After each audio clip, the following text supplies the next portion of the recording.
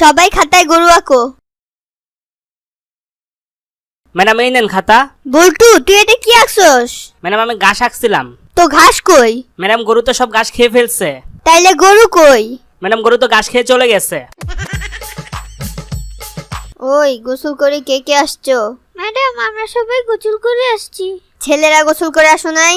না ম্যাডাম। কেন? ম্যাডাম আমরা তো মেয়েদের মতো প্রতিদিন বিছানায় হিসে করি না। বল্টু পড়া শিখে আসছো? জি ম্যাডাম শিখে আসছি। আচ্ছা এদিকে আসো।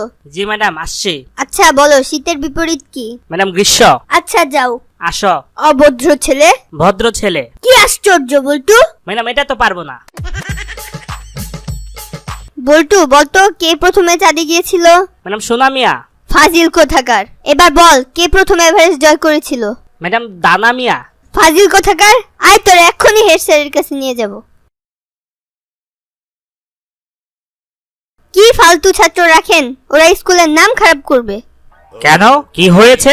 কিছুই পারে না, সব উল্টা পাল্টা বলে। এই বল্টু বলতো 2 2 কত হয়? স্যার 2 2 4 হয়। এই বল্টু বলতো 4 4 কত হয়? স্যার 4 4 8 হয়। এই তো ম্যাডাম সবই তো পারে, আস্তে আস্তে সব শিখে যাবে। দাঁড়ান স্যার, আমি এখন ওকে প্রশ্ন করব। এবার যদি ও ভুল উত্তর দেয় তাহলে আমি ওকে স্কুল থেকে বের করে দিব। বল্টু বল তোর প্যান্টের ভিতরে কি আছে যা আমার শাড়ির ভিতরে নেই? Madam pocket. এবার বলতো গাভীর 4টা আছে আর আমার 2টা আছে, এটা কি হবে? ম্যাডাম পা।